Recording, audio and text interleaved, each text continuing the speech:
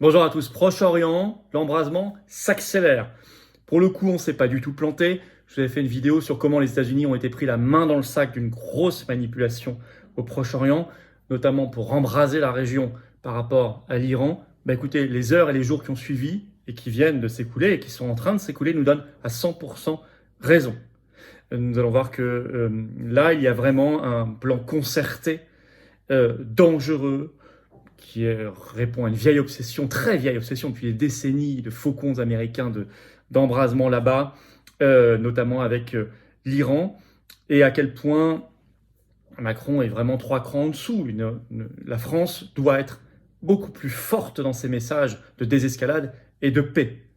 Cette vidéo ne vise pas à dire que c'est la catastrophe, elle n'est pas catastrophiste, elle vise à alerter, à montrer une analyse que vous ne retrouverez pas bien sûr aux 20h ni sur les chaînes info, ni dans les grands journaux officiels, et pourtant c'est la bonne. Et c'est la seule solution, c'est être informé pour éviter cet embrasement vers la Troisième Guerre mondiale et aller vers la paix. Je vous explique tout ça dans un instant. N'hésitez pas à relayer cette vidéo, à la partager. N'hésitez pas pour cela à vous abonner ou réabonner à cette chaîne YouTube. Il suffit de cliquer sur s'abonner en dessous. Un clic, c'est gratuit. Hop, vous êtes abonné à la chaîne ou réabonné si vous avez été désabonné. Vérifiez, ça peut arriver.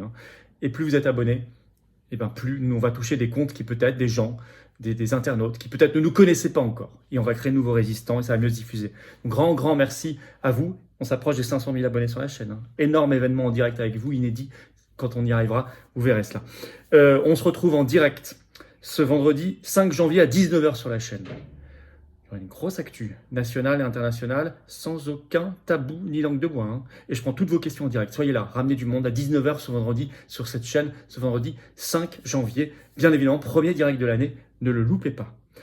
Par ailleurs, grosse manif nationale pour le Frexit et nos libertés, samedi 13 janvier, rendez-vous Paris 14h, Port-Royal, RER Port-Royal. Alors, nouveau concept. Vous savez, c'est sur le Frexit. On a tous une bonne raison de vouloir sortir de l'UE. C'est une phrase qui commence à être reprise partout, que les patriotes ont lancée. Vous pouvez la mettre sur une pancarte. Je veux le Frexit pour 2 points. Alors vous mettez, je sais pas, lutter contre le libre-échange, lutter contre l'euro identité numérique, le règlement DSA de censure, le pacte pour la migration, la corruption, tout ce que vous voulez, les lobbies. La manif, vraiment, votre manif. Chacun construit sa manif. On a tous une bonne raison de vouloir sortir de l'UE. Venez très nombreux, ouvert à tous, samedi 13 janvier. Je sais qu'il y a du monde qui arrive. Et ça s'organise en covoiturage. Samedi 13 janvier, rendez-vous Paris 14h, Port-Royal, cortège national pour les libertés et le Frexit. Voilà, écoutez, on y va. Proche-Orient, l'embrasement poussé par l'État profond. L'embrasement régional, peut-être mondial, se confirme. Bon, je vous ai expliqué les prémices dans une vidéo il y a quelques jours sur cette chaîne. À mettre en relation bien sûr avec l'actualité du moment, celle du 1er janvier 2024, l'élargissement des BRICS. Brésil, Russie, Inde, Chine, Afrique du Sud, notamment à l'Arabie Saoudite, à l'Iran. On a vu d'autres pays qui ont rejoint. Et là, évidemment, autre objectif de l'État profond américain, de casser les BRICS, affaiblir les BRICS, désunir les BRICS. Notamment, vous allez voir que dans le coup en cours, il y a une volonté de casser ce lien qui s'était fait, un peu inédit, entre l'Iran et l'Arabie Saoudite. Bon. Alors, va-t-on vers une confrontation directe États-Unis-Iran? En tout cas, des voix au Pentagone et en Israël pressent de plus en plus Biden de y aller, et puis de son entourage. Alors, on peut prendre le journal The Times of Israel du 1er janvier, 2024. Le titre, Biden confronté à de plus en plus d'appels à attaquer les bases des Houthis. Donc les Houthis sont des rebelles yéménites soutenus par l'Iran. Et en fait, les États-Unis, quand ils accusent les Houthis, ils accusent l'Iran systématiquement, même quand l'Iran dément. Alors, en fait, le Times of Israel cite le New York Times qui rapporte, je cite, que certains militaires du Pentagone préconisent des frappes contre les installations armées des forces terroristes soutenues par l'Iran. Je vais vous lire un extrait de cet article tout de suite. Les hauts commandants du Pentagone implorent le président américain Joe Biden de prendre des mesures plus agressives contre les mandataires iraniens en mer Rouge, a rapporté dimanche le New York Times. Dans le même temps, le ministre britannique de la Défense, Grant Shapps, a exprimé la volonté de son pays de frapper les rebelles, tandis que le ministre des Affaires étrangères, David Cameron, a clairement dit à son homologue iranien que le Royaume-Uni considère l'Iran comme coupable de la perturbation de cette route maritime majeure. Vous savez, c'est marrant parce que la coalition États-Unis-Royaume-Uni, ça nous rappelle furieusement la coalition de Bush Junior sur la guerre d'Irak en 2003, celle contre laquelle à l'époque la France avait su s'opposer, Chirac-Villepin. Alors, le 31 décembre, des hélicoptères de la marine américaine ont coulé 3 bateaux Houthis en mer Rouge. On voit que ça s'affronte de plus en plus directement. C'est, je cite l'article de Times of Israel, la première confrontation directe entre les Houthis et les forces américaines et alliées en mer Rouge au cours des derniers mois.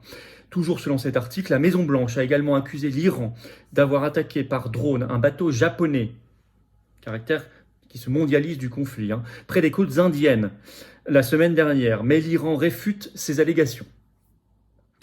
Arrivée pour la première fois d'un bateau de guerre iranien en mer Rouge. Dépêche AFP ce 1er janvier. Attaque en mer Rouge, un navire de guerre iranien est entré dans la zone. Il s'agit du Al-Borz, qui est passé par le détroit, qui est entré par le détroit de le Bab el-Mandeb le 1er janvier 2024.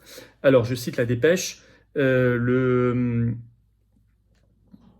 mouvement maritime iranien est encore difficile à interpréter, mais fait encore monter d'un cran supplémentaire, écrit l'AFP, la tension dans la région. Et je vous avais dit, tout sera fait pour faire monter la tension. Mais ça, c'est une analyse que nous avons eue dès les premiers jours, après le 7 octobre, là, 2023. Nous avons dit, ils feront tout, l'État profond fera tout, puisque sur le terrain ukrainien, ça se passe mal pour lui, très mal. Ils feront tout pour faire monter la tension. Bon. Alors, ce qui s'est passé aussi ces dernières heures, ça se cumule, vraiment, ça s'accélère. L'attaque de Netanyahou au Liban envenime, directement au Liban, directement d'ailleurs en banlieue de Beyrouth, la capitale, envenime la situation et pourrait donner un bon prétexte à ce conflit avec l'Iran.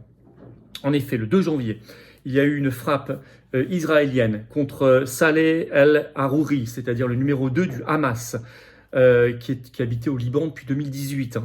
Et ça a eu lieu en banlieue de Beyrouth. Ça a fait également 4 victimes, comme on dit, collatérales. Bon, toujours. Alors, France Info écrit là-dessus le 2 janvier dans un article sur le risque d'embrasement régional, au moins régional pour l'instant. Je cite France Info. Au Liban, la situation est sous haute tension. Mardi 2 janvier, en fin d'après-midi, l'armée israélienne a éliminé le numéro 2 du Hamas, Saleh el-Harouri, en banlieue de Beyrouth. La frappe a fait 4 victimes près d'un des bureaux politiques de l'organisation islamiste au Liban. Les alliés du Hamas dans la région, à commencer par le Hezbollah libanais, pourraient répliquer à la suite de cette attaque ciblée. De quoi susciter la crainte pour certains habitants de la capitale libanaise d'un conflit à plus large échelle. Et évidemment, tout de suite, le Hezbollah, soutenu par l'Iran, a dit, je cite, « Cet assassinat ne restera pas impuni ». Le chef du Hezbollah, donc Hassan Nasrallah, a dit ce 3 janvier « Nous ne craignons pas la guerre », il l'a dit lors d'une conférence de presse. Ça semble être un préalable à l'escalade tant recherchée par l'État profond. Alors, d'autant que ce 3 janvier, vous avez eu une énorme explosion en Iran, à Kerman, qui est au sud-est de l'Iran, la principale ville du sud-est de l'Iran, qui a fait au moins 95 morts d'après les dépêches de presse actuelles. Et l'Iran a officiellement estimé que derrière cette explosion, il y avait les États-Unis et Israël. Israël n'a pas réagi, les États-Unis ont démenti. Alors, l'intérêt de cette affaire, c'est que les tensions montent. Avec toujours un acteur derrière l'Iran, qui vient le 1er janvier 2024 de rejoindre les BRICS, parce que derrière l'Iran, vous avez la Russie, dans l'esprit de l'État profond, évidemment, Russie et Chine. Il faut mettre en corrélation tout cela, il faut comprendre, il faut prendre de la hauteur.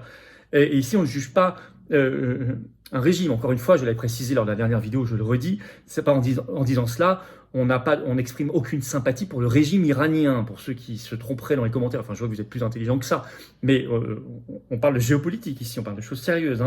Quand on parle de ça, ça veut dire qu'on a une sympathie pour un régime. D'accord. Bon. En tout cas, on voit bien qu'il y a le lien à faire avec une montée de tension régionale. Derrière, la Russie et la Chine visées, puisque les BRICS se sont, depuis le 1er janvier 2024, élargis à l'Iran, mais aussi à l'Arabie Saoudite. Or, en faisant cette confrontation maintenant directe avec les Houthis notamment, vous pouvez recréer de la dissension entre Iran et Arabie Saoudite. Pourquoi ? Parce que les Houthis sont soutenus par l'Iran. Les Houthis sont en guerre contre le gouvernement du Yémen, qui lui est soutenu par l'Arabie Saoudite, qui d'ailleurs est intervenu au Yémen. Il y a eu beaucoup de morts, officiellement en soutien au gouvernement officiel yéménite contre les rebelles Houthis. Or, ça s'était calmé largement depuis 2022. Et depuis pas mal de mois, vous aviez un rapprochement Iran-Arabie Saoudite qui est quand même un facteur de paix, tant mieux. d'ailleurs entre sunnites et chiites, ce qui était assez phénoménal, assez inattendu comme événement. Les deux ont rejoint les BRICS le 1er janvier 2024. Alors là, l'intérêt collatéral de cette affaire, au-delà de l'embrasement régional et mondial, au-delà de cibler la Russie et la Chine, c'est aussi de reséparer l'Iran et l'Arabie Saoudite. Et donc de recréer un foyer explosif dans toute la région. Vous savez, l'état profond, c'est un état de chaos. Hein. C'est un état qui cherche le chaos. De toute façon, les guerres contre le terrorisme, qui sont en Libye, Irak, Afghanistan, on peut en citer plein, ça ne fonctionne jamais. Et ça, bon, ça a été très bien théorisé, par exemple par Villepin et d'autres, et c'est ce qu'on disait en 2003, et on a eu raison. Ça cache toujours d'autres prétextes, et ça crée toujours, in fine, plus d'embrasement, d'insécurité et de terrorisme lui-même. Alors Macron, là-dessus, bon bah, si vous voulez, la France devrait parler beaucoup plus fort pour la paix et la désescalade. Et là, Macron a juste, ce 2 janvier, lors d'un entretien téléphonique avec un ministre israélien, il a juste, je cite, appelé à éviter toute attitude escalatoire. Une attitude escalatoire. Il n'ose même pas dire escalade. Bon, c'est très très faible. On voit qu'il est soumis. Attention, donc la France devrait porter une voix forte de désescalade et de paix. Certains, dans le faucon de l'État profond, n'ont pas renoncé à la Troisième Guerre mondiale. Et s'attaquer aux BRICS, c'est le meilleur moyen de l'obtenir. De manière souvent indirecte d'abord. Rien n'est irrémédiable, notamment faire savoir tout cela. Plus c'est su, plus c'est transparent, plus on met le projecteur dessus, plus ça peut être évité. N'hésitez pas à partager cette vidéo, à la relayer. Pour cela, vous abonner ou réabonner à cette chaîne YouTube. Il suffit de cliquer sur s'abonner en dessous. Un clic, c'est gratuit, c'est fait. Plus vous êtes abonné, plus les vidéos seront recommandées par les algorithmes de YouTube automatiquement. Donc, grand merci de vous abonner à la chaîne. Profitez-en pour appuyer sur la petite cloche une fois que vous êtes abonné qui est à côté. Comme ça, vous êtes notifié dès qu'il y a une nouvelle vidéo sur la chaîne ou un nouveau direct. Et justement, on a un nouveau direct ce vendredi 5 janvier, 19h sur cette chaîne. Premier direct de 2024. Donc, soyez au rendez-vous et ça va être franc du collier. Ça va être clair et net, sans tabou, sans langue de bois, sur tout ce qui est national, mondial, la suite, les européennes, 2024, les projets, tout. Vos questions. Ramenez du monde. Soyez là à 19h, ça va être formidable. Je vous attends, patriotes. J'ai besoin de vous. Voilà, cette carte orange, c'est une carte de paix. C'est une carte de liberté. C'est une carte de souveraineté. C'est une carte d'humanité. C'est une carte pour nous battre pour notre France, notre humanité et les générations qui viennent. Et c'est magnifique. Ah oui, c'est contre l'État profond, c'est contre l'oligarchie, c'est contre le mondialisme. Mais c'est pour notre libération et notre avenir, notre espérance. Et c'est beau. C'est 100% anti-oligarchique, on n'a pas les réseaux, les millions, les copains du système et on fait.